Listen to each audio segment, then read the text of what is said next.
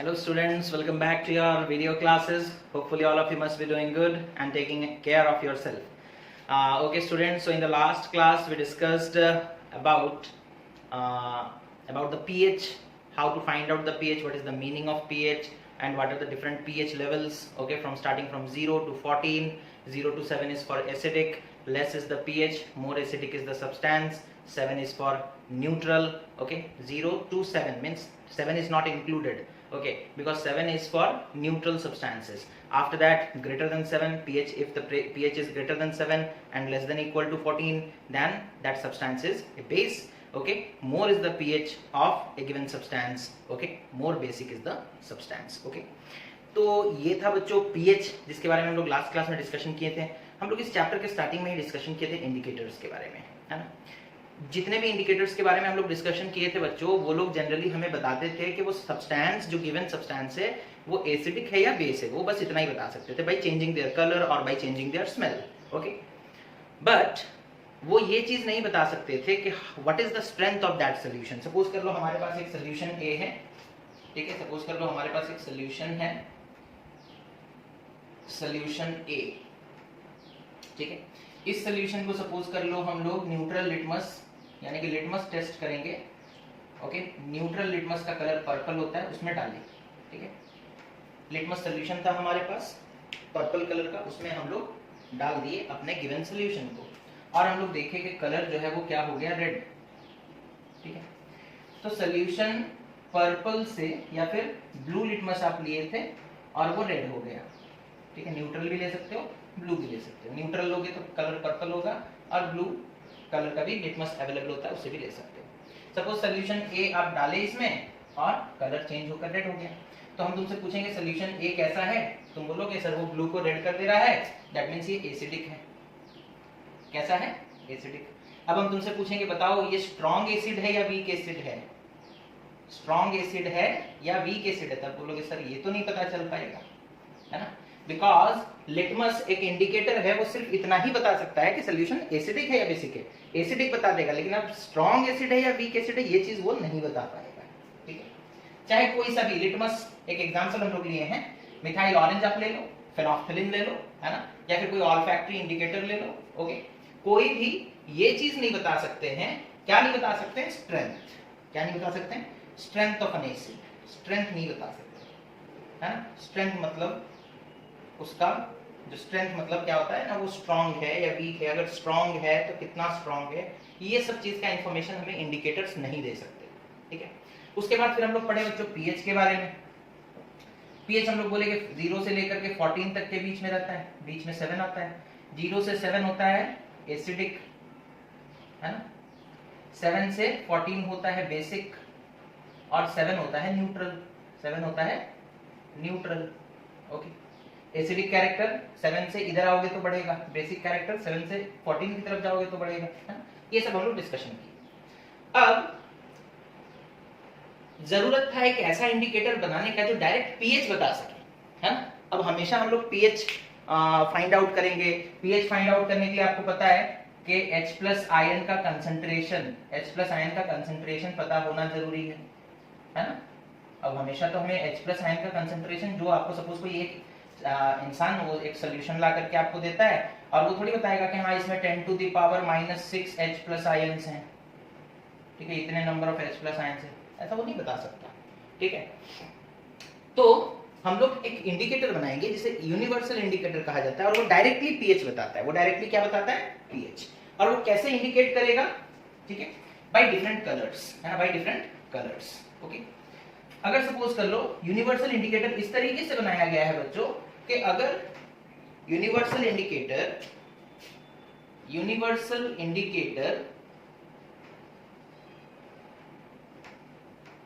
is made in such a way that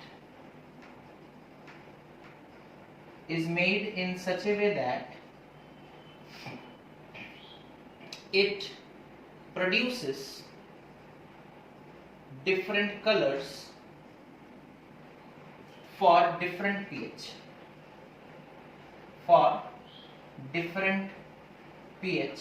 of a solution, for different pH of a solution. अलग अलग solution का pH different होगा और हर pH के लिए ये अलग अलग कलर प्रोड्यूस करेगा। क्या प्रोड्यूस करेगा? अलग अलग कलर। यूनिवर्सल इंडिकेटर ऐसा है बच्चों, अगर कोई सब्सटेंस एक सोल्यूशन आप उसमें डाले, सपोज कर लो सोल्यूशन X, और सपोज कर लो सोल्यूशन X का पीएच कितना है ना 0 है, तो यूनिवर्सल इंडिकेटर डार्क रेड हो जाएगा। कैसा हो जाएगा? Dark red. ठीक है, यूनिवर्सल इंडिकेटर डार्क रेड, अगर आप सोल्यूशन डालने के बाद डार्क रेड हो गया मतलब आप समझ जाना पीएच 0 के आसपास है। पीएच कितना है? 0 के आसपास। ठीक है, उसके बाद अगर सपोज कर लो सोल्यूशन X डालने पर, ठीक है, या फिर हम लोग ऐसे लिख देते हैं, सोल्यूशन X हम लोग यूनिवर्सल इंडिकेटर में डाले, सोल्यूशन X हम लोग यूनिवर्सल इंडिकेटर में डाले और वो डार्क रेड हो गया। कैसा हो गया? डार्क रेड, मतलब पीएच 0 के आसपास है। पीएच कितने के आसपास है? 0 के आसपास। अब सोल्यूशन X को अगर हम लोग यूनिवर्सल इंडिकेटर में डाले और सपोज कर लो वो रेड हो जाता है, डार्क रेड नहीं, थोड़ा सा डार्क से थोड़ा कम, तो आप समझ जाना कि पीएच जो है वो कितने के आसपास है? 1 के आसपास है। डार्क रेड होगा तो बच्चों 0 और सिर्फ रेड होगा तो उसे हम लोग 1 कहेंगे। इवन यूनिवर्सल इंडिकेटर का कलर अगर थोड़ा सा और हल्का रेड हुआ तो उसे भी रेड ही बोलते हैं एक्चुअली, तो भी पीएच कितना होगा? 2। पीएच कितना होगा? 2। तो रेड के लिए 2 पीएच है ना। अब इसमें थोड़ा सा मतलब क्या बोलते हैं, उतना सटीक तो नहीं बता सकते, बिकॉज आप रेड आया तो अब 1 है या 2 है उसके बीच में कंफ्यूजन होगा, है ना। तो 1 और 2 दोनों हम लोग लिख सकते हैं, 1 और 2 दोनों लिख सकते हैं। ठीक है, उसके बाद सपोज कर लो अगर आप यूनिवर्सल इंडिकेटर सोल्यूशन को यूनिवर्सल इंडिकेटर में डाले और सपोज कर लो कलर क्या आता है बच्चों? Orange red. ठीक है, क्या आता है? ऑरेंज रेड, यानी कि ऑरेंज और रेड को मिक्स कर देने से जैसा कलर आना दिखता है वैसा दिख रहा है, तो पीएच कितना है? 3। पीएच कितना है? 3। उसी तरीके से यूनिवर्सल इंडिकेटर में अगर हम लोग देखते हैं सोल्यूशन को यूनिवर्सल इंडिकेटर में डाले और हम लोग देखें कि कलर ऑरेंज आया, कलर कैसा आया? ऑरेंज आया, मतलब पीएच कितना है? 4। पीएच कितना है? 4। समझ में आ रहा है? तो एक चीज यहां जान लो कि सोल्यूशन को आप यूनिवर्सल इंडिकेटर में डालोगे वो अलग कलर प्रोड्यूस करेगा और हर कलर के साथ एक पीएच एसोसिएटेड है। हर कलर के साथ एक पीएच, आपको अगर कलर पता चल गया तो आप पीएच बता सकते हो, कलर पता चल गया तो पीएच बता सकते हो। जैसे सपोज कर लो हम लोग सोल्यूशन X को, सपोज कर लो सोल्यूशन X को हम लोग डालते हैं यूनिवर्सल इंडिकेटर में और सपोज कर लो कलर कैसा आ रहा है? That is orange yellow, orange और येलो का मिक्सचर है ना, orange yellow. That means pH कितना है बच्चों? ना पीएच है 5। पीएच कितना है? 5। ठीक है, उसी तरीके से अगर आप सोल्यूशन X को यूनिवर्सल इंडिकेटर में डालते हो और कलर कैसा आता है? Greenish yellow. कैसा आता है? ग्रीनिश येलो, मतलब पीएच कितना है? ना 6। पीएच कितना है? 6। ठीक है, तो आप यहाँ पर अब सारा लिखना जरूरी नहीं है, आप बुक में देखोगे है ना, डिफरेंट डिफरेंट कलर्स प्रोड्यूस करता है universal indicator. Universal indicator different colour produce करता है और डिफरेंट कलर्स डिफरेंट पीएच को इंडिकेट करते हैं, है ना। तो अब आप जान सकते हो, जैसे सपोज कर लो कि आपने एक सोल्यूशन लिया, ठीक है, यूनिवर्सल इंडिकेटर में डाला, डार्क रेड आया, तो पीएच कितना होगा? 0 0, मतलब स्ट्रॉन्ग एसिड। क्या होगा? Strong acid. अच्छा, आपने एक सोल्यूशन लिया, यूनिवर्सल इंडिकेटर में डाला, कलर सपोज ग्रीनिश येलो आया। क्या आया? Greenish yellow. ग्रीनिश येलो मतलब पीएच 6 यानी कि वीक एसिड। समझ में आ रहा है? तो यूनिवर्सल इंडिकेटर हम लोगों को कलर्स के जरिए, कलर्स के थ्रू पीएच बता सकता है। कलर्स के थ्रू क्या बता सकता है? पीएच। और अगर हमें पीएच पता चल गया तो हम बता सकते हैं कि वो स्ट्रॉन्ग है या वीक है, स्ट्रॉन्ग है या वीक है। ओके, उसी तरीके से अगर सपोज कर लो सोल्यूशन X को आपने यूनिवर्सल इंडिकेटर में डाला और सपोज कलर आया ग्रीन, तो पीएच कितना है? 7। That means neutral. That means क्या? न्यूट्रल, है ना। 7 पीएच मतलब न्यूट्रल, जैसे कि वाटर का पीएच 7 होता है। उसके बाद ब्लू जोन में हम लोग चले जाएंगे। ओके, उसके बाद सोल्यूशन X को सपोज आप डालते हो यूनिवर्सल इंडिकेटर में, ठीक है, और सपोज कर लो कलर आता है क्या ना? Greenish blue. Greenish blue, that means pH कितना है? 8। पीएच कितना है? 8। ओके, उसी तरीके से सोल्यूशन X को आप सपोज कर लो यूनिवर्सल इंडिकेटर में डालते हो और कलर आता है ब्लू, है ना, ग्रीनिश ब्लू, pH 8। और अगर सपोज कर लो सोल्यूशन X को यूनिवर्सल इंडिकेटर में डाले और कलर आया क्या, ब्लू, ठीक है, ग्रीनिश ब्लू नहीं, ब्लू, तो pH कितना है ना, 9, pH 9 होगा।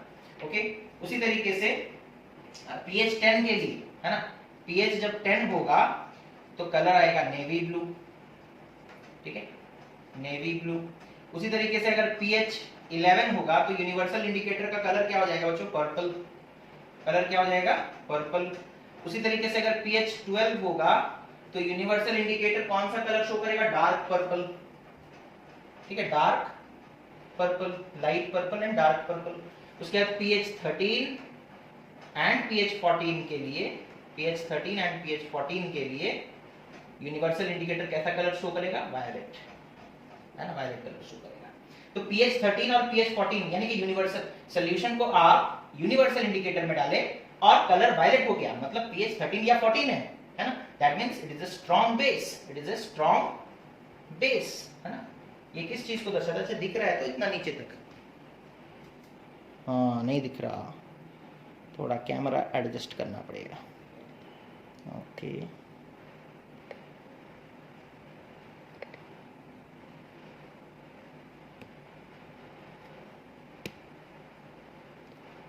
ठीक है, चलो अब दिख रहा है, ठीक है। तो अगर आप सॉल्ट सॉल्यूशन को या फिर किसी भी सॉल्यूशन को यूनिवर्सल इंडिकेटर में डालें और उसका कलर वायलेट हो गया, मतलब pH 13 और 14 है, मतलब वो सॉल्यूशन स्ट्रॉन्ग बेस है, ठीक है।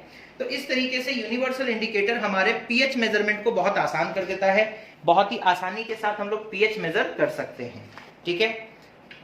तो बहुत ही आसानी के साथ हम लोग pH मेजर कर सकते हैं by the help of universal indicator, by the help of universal indicator. उसके बाद आता है बच्चों importance of pH in everyday life, है ना। उसके बाद क्या आता है, importance of pH in everyday life.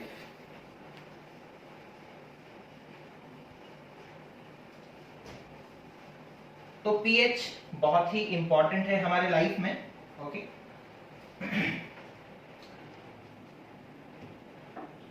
In our digestive system वो क्या कहते हैं, देखो कि our stomach produces hydrochloric acid having a pH of about 1.4, ठीक है।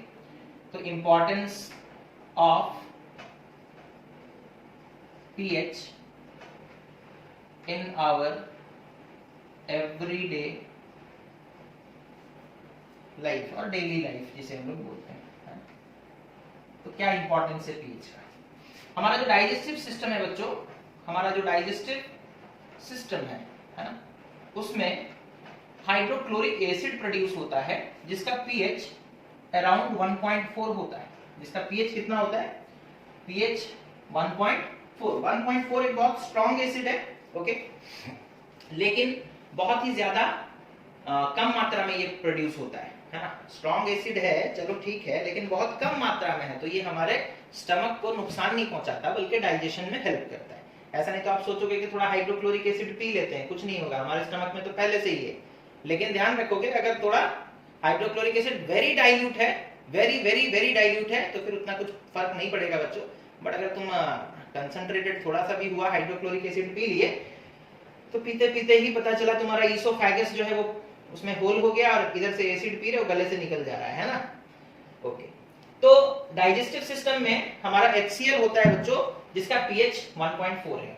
अगर सपोज कर लो HCl का मात्रा बढ़ गया यानी कि एक्सेस हो गया, तो क्या होगा, एसिडिटी, है ना, जिसे हम लोग क्या बोलते हैं जनरली, एसिडिटी हो गया, ज्यादा खाने से हो जाता है ना। बहुत बच्चे होंगे एकदम भुक्कड़ टाइप के, पेट भर के एकदम दम भर खा लेते हैं, ठीक है, तो एसिडिटी हो जाता है। तेल का ज्यादा सामान, मसाले वाला ज्यादा सामान खा लेने से एसिडिटी हो जाता है।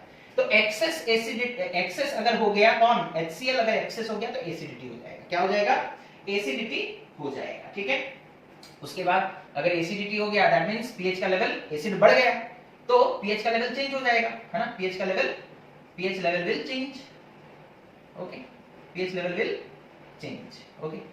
तो अगर सपोज कर लो कोई बीमार है, किसी के पेट में दर्द हो रहा है या फिर कुछ भी हो रहा है, ठीक है, और वो डॉक्टर के पास गया, डॉक्टर उसका pH लेवल चेक किया स्टमक का, और सपोज कर लो pH लेवल कितना आया, बढ़ जाएगा, एसिडिटी बढ़ गया मतलब pH लेवल घटेगा, सॉरी 1 हो गया, ठीक है, 1.4 से, यानी कि और स्ट्रांग हो गया, एसिड और स्ट्रांग हो गया, तो डॉक्टर समझ जाएगा कि इसे एसिडिटी हो गया बिकॉज़ pH कितना आ रहा है, पीएच कितना आ रहा है, पीएच अभी 1 आ रहा है, और आपको पता है पीएच का वैल्यू अगर 1 है तो वो ज्यादा स्ट्रॉन्ग है, 1.4 है तो कम स्ट्रॉन्ग है ना? तो अब ऐसे केस में डॉक्टर आपको सजेस्ट करेगा कि आप एंटासिड खाओ। क्या खाओ? एंटासिड। जैसे कि हम लोग एंटासिड के आकार में यूज करते हैं magnesium hydroxide, that is milk of magnesia, है ना? एंटासिड के आकार में हम लोग किसे यूज करते हैं? Magnesium hydroxide, that is milk of magnesia, और sodium hydrogen carbonate, that is NaHCO3, ये milk of magnesium, magnesium hydroxide, magnesium hydroxide. और ये क्या है बच्चों, इसका केमिकल नाम क्या है? सोडियम बाइकार्बोनेट और sodium hydrogen carbonate, hydrogen carbonate. ठीक है, तो आपके स्टमक के पीएच से पता चल जाएगा कि आपको एसिडिटी हुआ है या नहीं। अगर हुआ है तो डॉक्टर आपको मेडिसिन देगा और आप उसे खा लेंगे या पी लेंगे, फिर आप ठीक हो जाएंगे, है ना? तो ये होता है पीएच का हमारे डाइजेस्टिव सिस्टम में काम। ठीक है, डाइजेशन बिगड़ जाएगा अगर पीएच गड़बड़ हुआ तो। पीएच इधर उधर हो गया तो फिर पीएच को मेंटेन करना पड़ता है ना? पीएच को मेंटेन करना पड़ता है। उसके बाद pH change as the cause of tooth decay, digestive system का खत्म हो गया कारण। उसके बाद आते हैं बच्चों टूथ डिके में।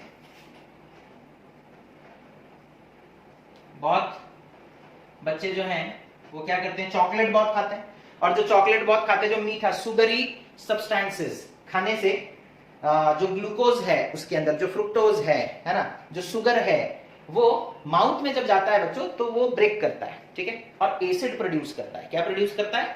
एसिड प्रोड्यूस करता है। तो जनरली हमारा जो मतलब हमारा जो माउथ है बच्चों, माउथ कैविटी है ना, हमारा जो माउथ कैविटी है उसमें आपको पता होगा सलाइवा प्रेजेंट होता है और पीएच ग्रेटर देन 5.5 मेंटेन करता है। ठीक है, ग्रेटर देन 5.5 मेंटेन होकर के रहता है। ठीक है, अगर सपोज कर लो आप शुगर खाते हो, मतलब शुगरी सब्सटेंस खाते हो, तो नॉर्मल केस में हमारे माउथ कैविटी में जो सलाइवा प्रेजेंट होता है बच्चों, वो हमारे माउथ के पीएच को कितना मेंटेन करता है? 5.5 से ज्यादा, 5.6, 5.7, 5.8 ऐसा होता है। ठीक है, ऐसा पीएच होता है। ठीक है, बट अगर हम लोग कोई सुगरी सब्सटेंस खाते हैं, ठीक है, सुगरी सब्सटेंस खाओगे तो वो माउथ के अंदर क्या हो जाएगा ना, एक केमिकल रिएक्शन होगा। ठीक है, ठीक है, एक केमिकल रिएक्शन होगा between that sweet substance and saliva. ठीक है, जो मीठा सामान आप खाए हो, सलाइवा के साथ वो रिएक्ट करेगा और प्रोड्यूस करेगा एसिड। क्या प्रोड्यूस करेगा? एसिड। अच्छा, एसिड अगर प्रोड्यूस हो गया आपके माउथ में तो क्या होगा? पीएच घटेगा, है ना? पीएच पहले 5.5 से ज्यादा हुआ करता था, लेकिन क्योंकि एसिड प्रोड्यूस हो गया तो pH level will decrease, pH level will decrease. Okay, pH level घटा, यानी कि हमारा माउथ एसिडिक हो गया। क्या हो गया? एसिडिक। ध्यान दो, माउथ क्या हो गया? एसिडिक। ओके, अच्छा, एसिड के बारे में जानते हैं। एसिड जो है वो सब्सटेंसेस को, है ना, एसिड जो है वो सब्सटेंसेस को कोरोड कर सकता है, कोरोजन, है ना। एसिड क्या कर सकता है? सब्सटेंसेस को कोरोड कर सकता है, कोरोजन वाला प्रॉपर्टी है ना, आप लोग चैप्टर 1 में पढ़े हो कि कोरोजन क्या होता है, अच्छे तरीके से पढ़े हो। ठीक है, तो जब कोई सब्सटेंस एयर, मॉइस्चर या एसिड जैसे सब्सटेंसेस के कांटेक्ट में आकर के दे गेट ईटन अप, तो उसे हम लोग कोरोजन कहते हैं। तो एसिड का हम लोगों को बिहेवियर पता है कि एसिड क्या करता है? दूसरे के चीजों को खाता है, ईट करता है ना, और उस प्रोसेस को कोरोजन कहते हैं। ठीक है, कोरोजन दूसरे माध्यम से भी हो सकता है, एसिड से भी हो सकता है, एयर और मॉइस्चर भी कोरोजन का कारण हो सकते हैं और एसिड भी हो सकते हैं। लेकिन हमारे अभी मुंह में जैसे ही हम चॉकलेट खाए, चॉकलेट खाने के बाद क्या हुआ? वो सुगरी सब्सटेंस जो है हमारे माउथ में गया और एक केमिकल रिएक्शन हुआ। किसके साथ हुआ? ना उस मीठे सब्सटेंस और सलाइवा के बीच में हुआ, और रिजल्ट में क्या प्रोड्यूस हुआ? एसिड। रिजल्ट में क्या प्रोड्यूस हुआ? एसिड। अब ये जो एसिड है बच्चों, इसका प्रॉपर्टी है कोरोजन वाला, कोरोड करता है। तो ये क्या करेगा? हमारे टूथ एनामेल को कोरोड कर देगा। क्या कर देगा? टूथ एनामेल को क्या करेगा बच्चों? कोरोड कर देगा, है ना। अगर टूथ एनामेल कोरोड हो गया तो हम लोग बोलेंगे हमारा टूथ डीके हो गया। क्या हो गया? Tooth decay. अगर डीके ज्यादा हो गया तो कैविटी बन जाएगा, है ना, पूरा होल छेद हो जाएगा। Cavity means kind of hole. Okay, तो इसी के लिए ये एडवाइस है आप लोगों को कि ज्यादा मीठा ना खाएं, ठीक है, जो मीठा बचे वो मेरे लिए छोड़ दें। ओके, तो ये इस तरीके से टूथ डीके होता है बच्चों। फिर से एक बार देख लो हमारा टूथ डीके का प्रोसेस क्या है। हमारे माउथ कैविटी का नॉर्मल पहले सिचुएशन जान लेते हैं क्या होता है। माउथ कैविटी का जो माउथ कैविटी में सलाइवा प्रेजेंट होता है और वो हमारे पीएच को मेंटेन करता है ग्रेटर देन 5.5, है ना, 5.5 से ज्यादा यानी 5.7, 5.8, 6 इस तरीके से मेंटेन करके वो रखता है। लेकिन जैसे ही हम लोग सुगरी सब्सटेंस खाते हैं एक केमिकल रिएक्शन हमारे माउथ में स्टार्ट हो जाता है और वो केमिकल रिएक्शन उस स्वीट सब्सटेंस यानी कि जो शुगर है उसके और सलाइवा के बीच में होता है। रिजल्ट में एसिड प्रोड्यूस हो जाता है। अब एसिड का बिहेवियर क्या है कि वो कोरोजन कर सकता है, कोरोड कर सकता है। तो वो एसिड जो है कोरोजन करेगा किसका, टूथ एनामेल, है ना। जो एनामेल होता है वो हमारा जनरली कैल्शियम वगैरह से बना होता है ना। तो कोरोजन हो जाएगा टूथ एनामेल, जो व्हाइट कलर का एनामेल होता है ना वो कोरोड हो जाएगा, तो हम बोलेंगे टूथ डिके हो गया यानी कि कैविटी प्रोड्यूस हो गया। क्या प्रोड्यूस हो गया, कैविटी। तो अगर हम लोग पीएच को मेंटेन करेंगे तो ऐसा होगा क्या, नहीं होगा। पीएच को मेंटेन करने के लिए क्या करना है, जितने भी सुगरी सब्सटेंस है वो कम खाने हैं, जो ज्यादा है वो हमें दे देना है, ठीक है। ओके, उसके बाद हम लोग आते हैं plants and animals are sensitive to pH changes. ये खत्म हो गया, समझ में आ गया सबको। Okay, next is what, okay, तो plants and animals are sensitive to pH changes, ठीक है। पहले plants के बारे में बात करते हैं फिर animals के पास आएंगे। plants, है ना, plants हम लोग क्या करते हैं, पेड़ पौधों को हम लोग जमीन में लगाते हैं और वो ग्रो करते हैं, क्या करते हैं, बड़े होते हैं, है ना। ग्रो करने के लिए, उनके ग्रोथ के लिए न्यूट्रल सॉइल सुटेबल होता है, सुइटेबल होता है, ठीक है। न्यूट्रल सॉइल सुइटेबल होता है। ऐसा नहीं है, हम जब ये कहते हैं तो ये मत सोचना कि अगर थोड़ा एसिडिक सॉइल होगा तो प्लांट ग्रो नहीं करेगा या फिर थोड़ा बेसिक सॉइल होगा तो प्लांट ग्रो नहीं करेगा। हम ये कह रहे हैं कि प्लांट्स ग्रो करता है न्यूट्रल सॉइल में सुइटेबल मैनर में, ठीक है। मतलब उसे ग्रो करने में आसानी होता है। एसिड में एसिडिक सॉइल है तो ग्रो उतने अच्छे से नहीं कर पाएगा। बेसिक, बहुत ज्यादा बेसिक सॉइल है तो वहां पर भी उतना अच्छा ग्रोथ नहीं हो पाएगा।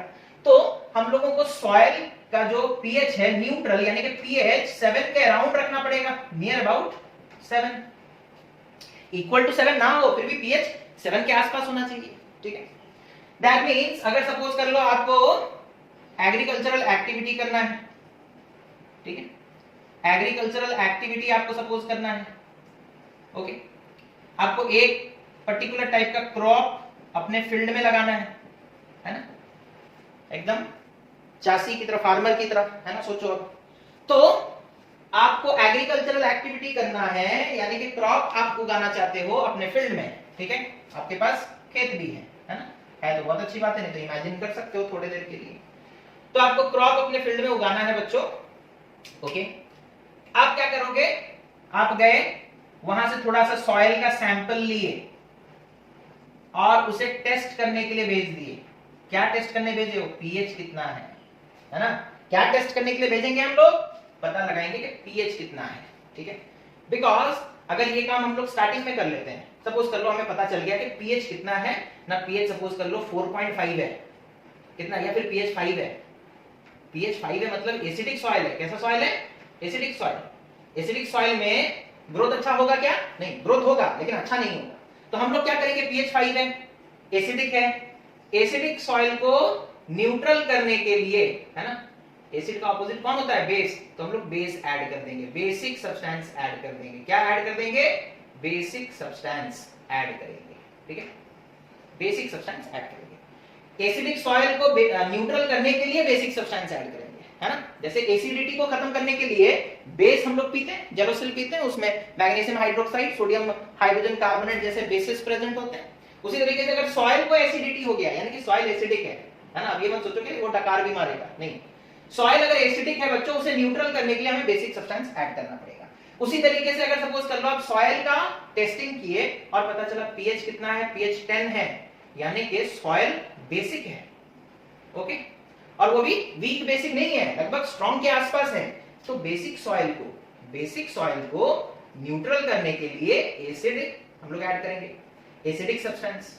क्या ऐड करेंगे, एसिडिक सब्सटेंस ऐड करेंगे, ठीक है, समझ में आ रहा है। सॉइल एसिडिक है, उसे न्यूट्रल करने के लिए बेसिक सब्सटेंस कितने हैं नाम बताएंगे हम लोग। कैल्शियम सल्फेट डाल दो, कैल्शियम फॉस्फेट डाल दो, कैल्शियम हाइड्रोक्साइड डाल दो, कुछ भी डाल दो, है ना, ये सब डालोगे, सब बेसिक सब्सटेंसेस हैं, ठीक है, सब क्या है, बेसिक सब्सटेंसेस। तो इन्हें डालने से सॉइल न्यूट्रल होगा। और अगर हमारा सॉइल पहले से बेसिक है तो उसको न्यूट्रल बनाने के लिए हमें एसिडिक सब्सटेंस डालना पड़ेगा, है ना, ताकि वो जनरली बेसिक नहीं होता है, जनरली एसिडिक ही होता है, ठीक है। जो भी हो, दोनों केसेस के लिए हम लोग पढ़ लिए। तो प्लांट्स का ग्रोथ किसमें अच्छा होता है, न्यूट्रल सॉइल में अच्छा होता है ना। और न्यूट्रल सॉइल का पीएच कितना होना चाहिए, 7 के आसपास होना चाहिए, ठीक है, 7 के आसपास है तो हम लोग न्यूट्रल बोल देंगे, ठीक है। लेकिन आप चेक किए कि सॉइल आप कुछ उगाना चाहते हो, पेड़ वेड़, है ना, आप सबसे पहले क्या करोगे, आप पढ़े लिखे इंसान हो, है ना, ऐसा नहीं हो कि आपको कुछ पता नहीं सॉइल के बारे में। आज तो पता चल ही गया होगा, है ना, आज पता चल गया होगा। अब अगर जब भी खेती बाड़ी करने जाओगे तो पहले क्या करना है, सॉइल सैंपल लोगे और उसे टेस्ट करने भेजोगे, कहां, लेबोरेटरी में, है ना। सॉइल टेस्टिंग सेंटर्स होते हैं, हर एक डिस्ट्रिक्ट में होते हैं, है ना, वहां भेजा जाएगा सॉइल का सैंपल, टेस्ट होगा, पीएच पता चलेगा और वो तो आपको रिपोर्ट दे देंगे, आपको पता चल जाएगा आपको क्या ऐड करना है या नहीं करना है, ठीक है। उसके बाद आते हैं एनिमल्स पे। थोड़ा पानी पी लेते हैं। ओके बच्चों, अब प्लांट्स का बात खत्म हुआ, एनिमल्स पे आते हैं, है ना। एनिमल्स यानी कि हम लोग, ठीक है। आप लोग सोच रहे होंगे सर हम लोग तो खुद को इंसान समझे थे, इंसान समझकर बैठे थे मोबाइल ऑन करके, आज पीएच पढ़ेंगे, आपने तो हमें एनिमल बना दिया, ठीक है, कोई बात नहीं, होता है ऐसा भी। एनिमल्स, ठीक है, एनिमल्स के बारे में। एनिमल्स जो है बच्चों, हमारे बॉडी में बहुत सारे फ्लूइड्स होते हैं, हमारे बॉडी में ब्लड होता है, हमारे बॉडी में वाटर होता है, हमारे बॉडी में ब्लड के अलग अलग फिर कंपोनेंट्स होते हैं, बायोलॉजी में आप लोग पढ़े होंगे वो क्या है, हेमोग्लोबिन होता है, आरबीसी होता है, डब्ल्यूबीसी होता है, और कौन सा होता है हमें भी नहीं पता उतना। ओके, तो जो भी हो, हमारे बॉडी का जो फंक्शन, सपोज कर लो हम बहुत एक्टिव आज दिख रहे हैं, ठीक है, तो उसके पीछे भी एक मतलब पीएच का एक रोल होता है ना। हमारा बॉडी एक्टिव कब होगा, जब हमारा पीएच, है ना। एनिमल्स जनरली, इन जनरल अगर हम लोग बात करेंगे तो एनिमल्स 7 पीएच 7 से लेकर के पीएच वैल्यू 7 से लेकर के पीएच वैल्यू 7.8 तक, पीएच का वैल्यू 7 से लेकर के पीएच वैल्यू 7.8 तक ये लोग नॉर्मली फंक्शन करते हैं, नॉर्मल फंक्शन, ठीक है। ओके, अब अगर हमारा पीएच का वैल्यू इससे कम हो गया या इससे ज्यादा हो गया तो जनरली हम बीमार हैं, है ना। जनरली हम क्या कहेंगे, जैसे आप ब्लड टेस्ट करवाने जाते हो, है ना, ब्लड टेस्ट करवाने जाते हो, उसमें डब्ल्यूबीसी का काउंट ज्यादा आता है तो पता चल जाता है कि टाइफाइड हो गया है ना। उसी तरीके से अगर सपोज कर लो आप टेस्ट करवाए अपने बॉडी का और पता चला पीएच लेस देन 7 है, मतलब आपको कोई ना कोई बीमारी है। अगर पता चला पीएच ग्रेटर देन 7.8 है, तब भी आप उतना फिट नहीं रहोगे, है ना। तो पीएच लेवल जनरली हमारा इंडिकेट करता क्या है ना, एक्टिव या normal functioning of a body, ठीक है। Normal functioning of a body takes place when the pH value ranges from 7 to 7.8। अगर सपोज आप डॉक्टर के पास गए, वो आपका चेक किया और पता चला पीएच कितना है, 0, बाप रे, पीएच 0 मतलब पूरा एसिड बन चुका है, ब्लड है ही नहीं, ब्लड है ही नहीं, पूरा आपके बॉडी में एसिड दौड़ रहा है ना। तो वो डॉक्टर क्या करेगा, डॉक्टर करेगा क्या, पहले तो वो बेहोश हो जाएगा ऐसा पीएच देखकर, ठीक है। तो इतना कम नहीं लेते हैं, सपोज कर लो पीएच है आपका 6, ठीक है, तो डॉक्टर फिर आपको मेडिसिन देगा, डॉक्टर आपको मेडिसिन देगा ताकि आपका पीएच, ठीक है, रीगेन होकर के greater than 7 and less than 7.8 हो जाए, ठीक है, 78 नहीं 7.8, ठीक है। तो इस तरीके से डॉक्टर्स पीएच के द्वारा बॉडी में कोई डिजीज है या नहीं है, बॉडी नॉर्मल फंक्शन कर रहा है या नहीं कर रहा, ठीक है, इन सारी चीजों को हमें बताता है। वो आता है ना रिवाइटल, है ना, वो आता है रिवाइटल, खाने के बाद वो एकदम फिट हो जाता है, एकदम दौड़ना स्टार्ट कर देता है, एकदम कुछ भी करता है, छोड़ो।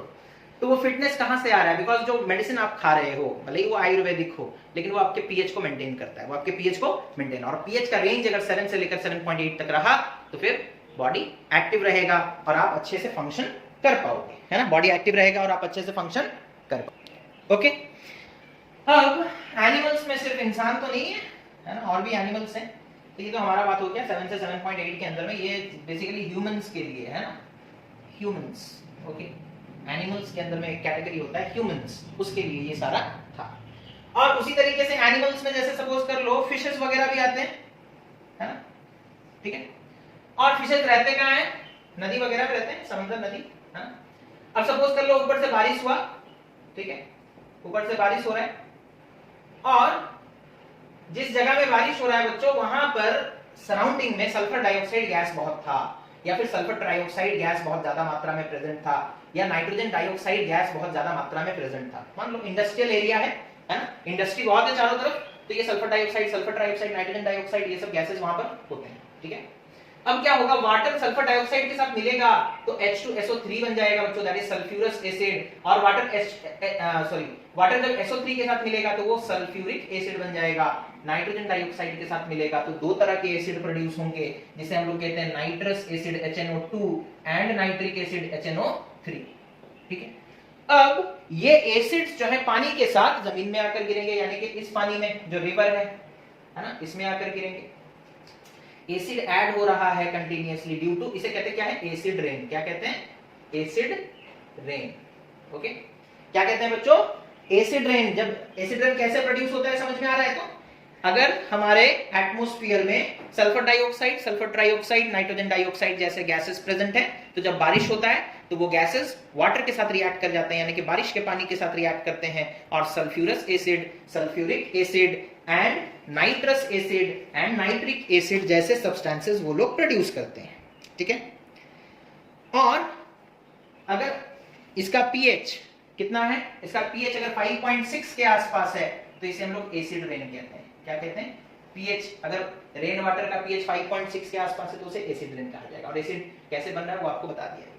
अब ये पानी में आया, वाटर में मिक्स हो गया, तो रिवर वाटर का पीएच डिक्रीज हो जाएगा, यानी कि रिवर वाटर एसिडिक होने लगेगा। और जैसे ही एसिडिक होने लगेगा, ये वाटर अब सुइटेबल नहीं है, not suitable for survival of aquatic animals, है ना। तो ये वाटर अब फिट नहीं है, सुटेबल नहीं है, किसके लिए, सर्वाइवल ऑफ एक्वाटिक एनिमल्स। तो जो मछली वगैरह वहां पर रहते हैं उन्हें बड़ा नुकसान पहुंचेगा, है ना, और उस मछली को अगर आप खा गए तो फिर आपको भी नुकसान पहुंचेगा। तो ये था एनिमल्स के बारे में। उसके बाद सेल्फ डिफेंस। कराटे वराटे नहीं सिखाएंगे हम, वो टैकेंडो वकेंडो क्या क्या होता है ना, सेल्फ डिफेंस वो नहीं सिखाएंगे। आज हम लोग कुछ इंसेक्ट्स के बारे में बात करेंगे, सेल्फ डिफेंस किस तरीके से करते हैं, है ना। सेल्फ डिफेंस आप भी कर सकते हो, किसी को दांत काट लोगे वो छोड़ देगा, है ना, है कि नहीं। तो सेल्फ डिफेंस में देखो हम लोग किन चीजों के बारे में पढ़ेंगे। नेचर में जो कुछ प्लांट्स और एनिमल्स हैं वो अपना सेल्फ डिफेंस कैसे करेंगे। जैसे हम लोग आज बात करेंगे हनी बी के बारे में और वैस्प के बारे में, और हम लोग बात करेंगे किसके बारे में, एंट के बारे में, ठीक है। और हम लोग किसके बारे में बात करेंगे, हम लोग निटल प्लांट के बारे में बात करेंगे, ठीक है, निटल प्लांट के बारे में बात करेंगे, ठीक है। सबसे पहले बी के बारे में, हनी बी, ये हनी बी है, ठीक है। उसके बाद ये वैस्प, ये एंट और ये निटल प्लांट, ठीक है। राइमिंग भी हो गया, एंट एंड निटल प्लांट। ओके, अब देखो हनी बी, है ना, अब इंसान का फितरत है, एक मधुमक्खी आ रहा है ना, हनी बी, उसे पेपर से लेकर नोटबुक से लेकर मार दिए तो वो अपना प्रोटेक्शन कैसे करेगा। तो भगवान ने उसे क्या दिया है, उसके स्टिंग्स होते हैं, है ना, डंक। जब वो आपके अंदर अपना डंक घुसा देगा तो वो एक एसिड रिलीज करेगा, है ना, एसिड और एसिडिक लिक्विड रिलीज करेगा, ठीक है, जिससे आपको पेन, इरिटेशन ये सब होगा। पेन, इरिटेशन, उसके बाद सूजन भी हो सकता है ना, that is inflammation, okay, inflammation, even fever, और बहुत ज्यादा काट लिया तो इंसान, वो अफ्रीकन बीज जो होता है वो काटने से तो इंसान परलोक भी सिधार जाता है ना। तो हनी बी जो होते हैं वो अपना प्रोटेक्शन कैसे करते हैं, उनके पास स्टिंग्स होते हैं और वो एक एसिडिक लिक्विड रिलीज कर सकते हैं आपके बॉडी में, और वो acidic liquid pain, irritation, inflammation, fever जैसे बीमारियां प्रोड्यूस कर सकते हैं, सिम्टम्स दिखा सकते हैं, है ना। तो अपना प्रोटेक्शन। तो अब इंसान क्या करेगा, जान चुका है कि उसके जो डंक हैं उसमें एसिड है और वो ये कर सकता है, तो दूर रहेगा उससे, वो बच गया ना, ठीक है। तो वो सेल्फ डिफेंस हो गया उसका। ओके, अगर मान लो आप बहुत अच्छे बच्चे हो और आपने हनी बी को परेशान नहीं किया, लेकिन हनी बी बदमाश था, वो आकर काट लिया, अब क्या करोगे? तो क्योंकि वो एसिड आपके बॉडी में रिलीज कर रहा है बच्चों, तो आप जहां पर वो काटा है आप एक बेसिक सब्सटेंस वहां पर लगाओगे, बेसिक सब्सटेंस को रब करोगे, है ना। जैसे कि बहुत बार देखोगे कोलगेट वगैरह हम लोग लगा लेते हैं, टूथपेस्ट में जनरली कोलगेट जो होता है ना, वो कोलगेट का स्पेलिंग क्या होता है? कोलगेट, ओके, वो लगा लेते हैं। सोडियम कार्बोनेट Na2CO3 लगा लेते हैं। तो ये सब बेसिक सब्सटेंसेस है बच्चों। अगर हनी भी काट लेता है वहां पर, अगर हम लोग थोड़े लगा करके ज्यादा मात्रा में रब करेंगे तो बेसिक सब्सटेंस एसिडिक लिक्विड को न्यूट्रलाइज कर देगा और ये पेन और ये इरिटेशन, ये इन्फ्लेमेशन, ये फीवर बहुत हद तक कम हो जाएगा, बहुत हद तक कम हो जाएगा, ठीक है। अब आते हैं वास्प पे, ठीक है। वास्प जो है बच्चों, इसके भी स्टिंग्स होते हैं, ठीक है। और जब ये डंक मारता है, जब ये काटता है, तो ये एक बेसिक लिक्विड रिलीज करता है, बेसिक लिक्विड रिलीज कर देता है बॉडी में। और वो बेसिक लिक्विड यही सेम टाइप का सिम्टम दिखाएगा, पेन होगा, है ना, इरिटेशन होगा, ओके, ठीक है, एक्सेट्रा। अब इसे क्योर करने के लिए, क्योंकि बेसिक है, तो हम लोग क्या करेंगे ना, माइल्ड एसिडिक सब्सटेंस रब करेंगे, mild acidic substance, okay, mild acidic substance. जैसे कि माइल्ड एसिडिक मतलब साइट्रिक एसिड या फिर विनेगार, ठीक है, vinegar that is acetic acid, है ना। विनेगार कॉमन नाम है, केमिकल नाम क्या है? Acetic acid, acetic acid, acetic acid, okay. Okay, तो आपका तो इस बार जो सिलेबस रिड्यूस होकर के आया है उसमें ये सब पढ़ना था हम लोगों को, एसिटिक एसिड वगैरह के बारे में, लेकिन अब नहीं पढ़ना है, बट फिर भी हम लोग कोशिश करेंगे हर एक टॉपिक को कवर करें, बिकॉज आपके बोर्ड एग्जाम्स के लिए नहीं, अब फ्यूचर के लिए पढ़ाया जाएगा, ताकि आपको आगे चलकर कोई परेशानी ना हो, ठीक है। एंट के जो स्टिंग्स होते हैं बच्चों, ठीक है, वो भी एक एसिड रिलीज करते हैं और वो एसिड का नाम होता है मिथानोइक एसिड, मिथानोइक एसिड, ठीक है। अब जब एंट काट लेता है तब भी फूल भूल जाता है ना, कभी कभी तो ब्लड भी निकाल देता है, तो उसे भी डील करने के लिए बेसिक सब्सटेंस रब करेंगे, जैसे कोलगेट, सोडियम कार्बोनेट, ये सब, है ना, ओके। उसके निटल प्लांट, निटल प्लांट में क्या होते हैं? अब इसके तो स्टिंग्स नहीं लिख सकते हम लोग, है ना, हाँ छोड़ो। जो निटल प्लांट होता है बच्चों, उसमें तुम देखोगे हाँ स्पाइक्स होते हैं, क्या होते हैं? वर्ड याद नहीं आ रहा था, स्पाइक्स होते हैं, ठीक है, ऐसे ऐसे कांटे कांटे के टाइप के निकले रहेंगे, है ना। और निटल प्लांट के अगर सपोज आप उसे पकड़ने जाओ, यानी कि आपका ऐसे तो कांटे देख करके जनरली कोई नहीं पकड़ता, गलती से भी अगर पकड़ लिए तो वो अपना सेल्फ डिफेंस कैसे करेगा? वो भी एसिड रिलीज करेगा। कौन सा एसिड? मिथानोइक एसिड, एंट वाला, है ना, मिथानोइक एसिड, ठीक है। और यही सब होगा, पेन होगा, है ना, इरिटेशन होगा और इन्फ्लेमेशन हो सकता है, ठीक है, ओके। तो ये सब सिम्टम्स दिखेंगे और बचना, आपको अगर बचना है, वो अपना सेल्फ डिफेंस कर लिया, अब आप अपना सेल्फ डिफेंस करोगे तो आप कोई बेसिक सब्सटेंस रब करोगे वहां पर, है ना। अब आप बार बार सोच रहे हो कि कोलगेट कोलगेट सर बोल रहे, कोलगेट में होता क्या, कौन सा बेसिक सब्सटेंस है? तो सोडियम के सॉल्ट्स होते हैं, है ना, सोडियम के salts, Na salt, sodium salts, sodium salts जो होते हैं वो काफी बेसिक नेचर के होते हैं, ठीक है। तो ये था बच्चों पीएच का रोल हमारे डे टू डे लाइफ में, है ना। और फिर उसके बाद यूनिवर्सल इंडिकेटर डिस्कशन हुआ, फिर उसके बाद हम लोग फाइनली सेल्फ डिफेंस के बारे में डिस्कशन किए। होपफुली ये वीडियो आप लोगों को अच्छा लगेगा, समझ में भी आएगा और आप अपने एग्जाम्स के लिए प्रिपेयर करेंगे। पोर्शन आपका यहीं तक रहेगा, है ना। फर्स्ट चैप्टर पूरा फुल आएगा, सेकंड चैप्टर में जो एसिड बेसिस एंड सॉल्ट्स हैं, acid bases and pH scale, universal indicator, as well as आपका self defence and pH in our everyday life और डेली लाइफ, ये टॉपिक आपका एग्जाम के लिए पोर्शन है। तो prepare well. If you are having any doubt then you can consult me through WhatsApp or through phone call. Okay, so thank you for watching. Have a nice day.